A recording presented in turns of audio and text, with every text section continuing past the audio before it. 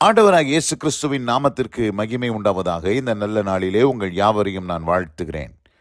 இந்த நாளின் தியானத்திற்கு என்று தெரிந்து கொள்ளப்பட்ட வேத பகுதி 1 தெசலோனிக்கேயர் 1 1 Thessalonians chapter 1 verse 10. அவர் மரித்தோரிலிருந்து எழுப்பினவரும் இனிவரும் கோபாக்கினையினின்று நம்மை நீங்களாக்கி ரட்சிக்கிறவருமாய் இருக்கிற அவருடைய குமாரனாகிய இயேசு பரலோகத்திலிருந்து வருகிறதை நீங்கள் எதிர்பார்த்து கொண்டிருக்கிறதையும் அறிவிக்கிறார்களே. ஆமேன். பிரியமானவர்களே, நான் வாசிக்க கேட்டதான இந்த வார்த்தைகள் அப்போஸ்தலனாகிய பவுல் இந்த தெசலோனிக்கே சபையை குறித்து சொல்லப்பட்ட சாட்சிகளை இந்த இடத்தில் எழுதுகிறார். அவர்களை குறித்து என்ன அறிவிக்கிறார்கள் என்கிறதை குறித்து இந்த இடத்தில் எழுதுகிறதை பார்க்கிறோம். என்ன அறிவிக்கிறார்கள்? இவர்கள் மரித்தோரிலிருந்து எழுப்பினவரும் இனிவரும் கோபாக்கினை நின்று நம்மை நீங்களாக்கி ரட்சிக்கிறவருமாய் இருக்கிற அவருடைய குமாரனாகிய இயேசு பரலோகத்திலிருந்து வருவதை எதிர்பார்த்து கொண்டிருக்கிறதை அறிவிக்கிறார்கள். அப்போ இவங்க கர்த்தராகிய இயேசு கிறிஸ்துவினுடைய வருகைக்கு எதிர்பார்த்து கொண்டிருந்தாங்க. எப்படிப்பட்டவர்? மரித்தோரிலிருந்து எழுந்த தேவன், இனிவரும் கோபாக்கினை நின்று நம்மை ரட்சிக்க வல்லமை உள்ள தேவன்.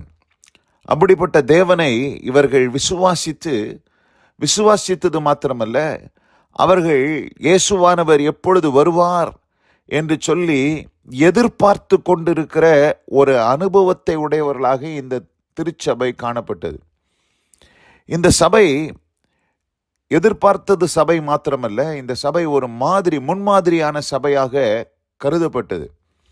6 வசனத்தை 1 அதிகாரம் 6 வசனத்தையும் 7 வசனத்தையும் வாசிக்கிறேன். நீங்கள் மிகுந்த உபத்திரவத்திலே பரிசுத்த ஆவியின் சந்தோஷத்தோடே திருவசனத்தை ஏற்றுக்கொண்டு எங்களையும் கர்த்தரையும் பின்பற்றுகிறவர்களாகி. இந்த இடத்துல இந்த சபை மக்கள் மிகுந்த உபத்திரவத்தின் நடுவில் தான் இவர்கள் கிறிஸ்து இயேசுவை பின்பற்றுகிறவர்களாக மாறினார்கள்.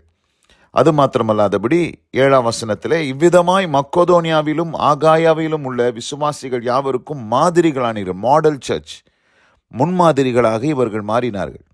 அப்படிப்பட்ட சபைதான் இந்த தெசலோனிக்கே சபை. இந்த சபை மிகுந்த உபத்திரவத்தின் நடுவில் உருவான சபை. எப்படி என்று நாம் பார்க்கும்போது, இந்த சபைக்கு பவுல் எப்பொழுது சென்றார் என்றால், அப்போஸ்தலர் நடபடிகள் 17 அதிகாரம், acts of the apostles chapter 17, அதில் நம்ம வாசிக்கும் போது முதல் 2 வசனங்களை வாசிக்கிறேன்.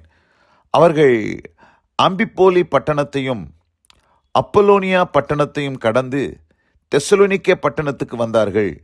அங்கே யூதருக்கு ஒரு ஜெப ஆலயம் இருந்தது. இங்கே பவுலும் குழுவினரும் இந்த இடத்திலே தெசலோனிக்கே பட்டணத்துக்கு வருகிறார்கள். பவுல் தன் வழக்கத்தின்படியே அவர்களிடத்தில் போய் 3 ஓய்வு நாட்களில் வேத வாக்கியங்களின் நியாயங்களை எடுத்து அவர்களுக்கு சம்பாஷித்து என்று பார்க்கிறோம். எத்தனை ஓய்வு நாட்கள்? 3 ஓய்வு நாட்கள். இந்த 3 ஓய்வு நாட்களிலே பவுல் பேசின வார்த்தைகளை கேட்டு விசுவாசிகளாக மாறின சபைதான் இந்த சபை. 3 சாபத், 3 ஓய்வு நாட்கள்.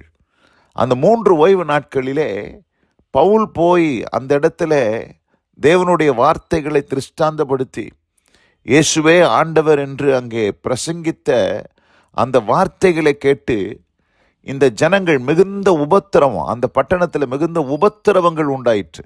அவர்கள் விசுவாசத்திற்கு பல பரீட்சைகள் வந்தது. ஆயினும் அவைகளின் நடுவிலே இவர்கள் சத்தியத்திற்கு சாட்சி கொடுக்கத்தக்கதாய் அவர்கள் உறுதியாய் கர்த்தருக்காக நின்றதை நாம் அறிந்திருக்கிறோம். மிகுந்த உபத்திரவத்திலே கர்த்தருடைய வார்த்தையை ஏற்றுக்கொண்ட சபை.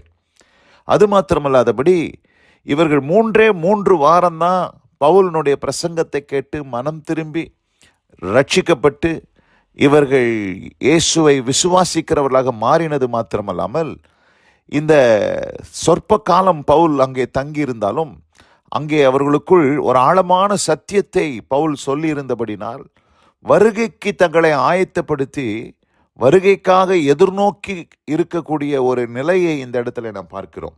அதை தான் நாம் பாருங்க. அவர் மரித்தோரிலிருந்து எழுப்பினவரும் இனிவரும் கோபாக்கனை நின்று நம்மை நீங்களாக்கி ரட்சிக்கிறவருமாய் இருக்கிற அவருடைய குமாரனாகிய இயேசு பரலோகத்திலிருந்து வருகிறதை நீங்கள் எதிர்பார்த்து கொண்டு இருக்கிறதை. அப்போ எதிர்பார்ப்பு அவர்களுக்கு இருந்துச்சு. இயேசுவின் வருகையை குறித்து எதிர்பார்த்துக்கிட்டு இருந்தாங்க. அப்போ ஒரு 3 வாரம் பிரசங்கம் பண்ணி உருவான ஒரு உபத்திரவத்தின் நடுவில் உருவான ஒரு சபை இயேசு கிறிஸ்துனுடைய வருகைக்கு எதிர்பார்த்து கொண்டு இருக்குது அப்படின்னு சொல்லி நாம் பார்க்கும்போது நமக்கு அநேக நேரத்தில் நமக்கு அது வெட்கமாய் தோன்றுகிறது. ஏனென்று சொன்னால் நாம் பல 100 வருஷங்கள், கிட்டத்தட்ட 2000 வருஷத்துக்கு மேலே இந்த சபையில் கர்த்தருடைய வசனம் போதிக்கப்பட்டு வருகிறது.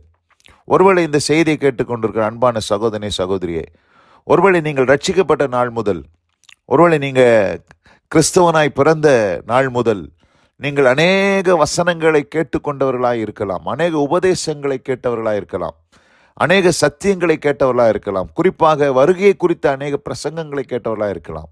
ஆனால் இன்றைக்கு நீங்களும் நானும் இப்படிப்பட்டவர்களாய் இயேசு கிறிஸ்துனுடைய வருகைக்கு ஆயத்தமுடையவர்களாய் மாத்திரமல்ல, எப்பொழுது வருவார் என்று எதிர்பார்த்து கொண்டிருக்கிறவர்களாக நாம் வாழ்கிறோமா என்கிறதான ஒரு கேள்வியை நமக்குள்ளே கேட்கும் பொழுது அது நமக்கு ஒரு பெரிய சவாலாக இருக்கிறது என்பதை நாம் ஒத்துக்கொள்ள வேண்டும். பிரியமானவர்களே, இந்த அருமையான இந்த நல்ல நாளிலே இந்த திருச்சபை ஒரு சொற்ப காலம் பவுல் போய் அங்கே பிரசங்கம் பண்ணின அந்த ஒரு காலகட்டத்திலே உருவான ஒரு சபையாக இயேசுவின் வருகைக்கு தங்களை ஆயத்தப்படுத்தி கொண்டு எதிர்பார்த்து கொண்டிருந்ததை போல இன்றைக்கு நீங்களும் நானும் எவ்வளோ வார்த்தைகளை கேட்டிருக்கிறோம், எவ்வளோ வசனங்களை கேட்டிருக்கிறோம். கேட்டும் நாம் இன்றைக்கு இவர்களைப் போல் இல்லை என்று சொன்னால் அது நமக்கு வெட்கமாய் தோன்றுகிற ஒரு காரியமாக மாறும் என்பதில் எந்த சந்தேகம் இல்லை. ஆதலால் பிரியமானவர்களே, இந்த வார்த்தைகளை கேட்டுக்கொண்டிருக்கிற அன்பான சகோதரனே, சகோதரியே, இந்த வார்த்தைகளின்படியாக நாமும் இந்த தெசலோனிக்க சபையை போல இயேசு கிறிஸ்து பரத்திலிருந்து வரக்கூடிய அவரை நாம் எப்பொழுதும் எதிர்பார்த்து கொண்டிருக்கிறவர்களாக இருக்க, நம்முடைய வாழ்க்கையில் அப்படிப்பட்ட அனுபவத்தை உடையவர்களாய் மாற கர்த்தர் நமக்கு கிருபையும் சகாயம் செய்தருவராக. இந்த வார்த்தைகளை கேட்ட உங்கள் ஒவ்வொருவருக்கும் தேவன் அப்படிப்பட்ட அனுபவத்தை தந்து ஆசீர்வதிப்பாராக. God bless you all. ஆமேன், ஆமேன்.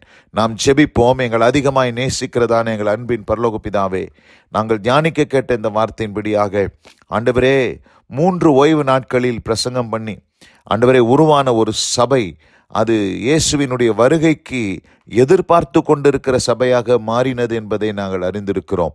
ஆனால் நாங்கள் எத்தனை திரளான வசனங்களை கேட்டு கேட்டு கேட்டு ஆண்டவரே, நாங்கள் இன்றைக்கு உம்முடைய வருகைக்கு ஆயத்தம் இல்லை என்று சொன்னால் அதை பார்க்கிலும் ஒரு அவல நிலை வேறு ஒன்றுமில்லை என்பதை நாங்கள் அறிந்து கொள்ள வேண்டிய ஒரு காலகட்டத்தில் வாழ்ந்து கொண்டிருக்கிறோம் என்பதை இந்த நாளிலே உம்முடைய சமூகத்திலே நாங்கள் தெரியப்படுத்துகிறோம்.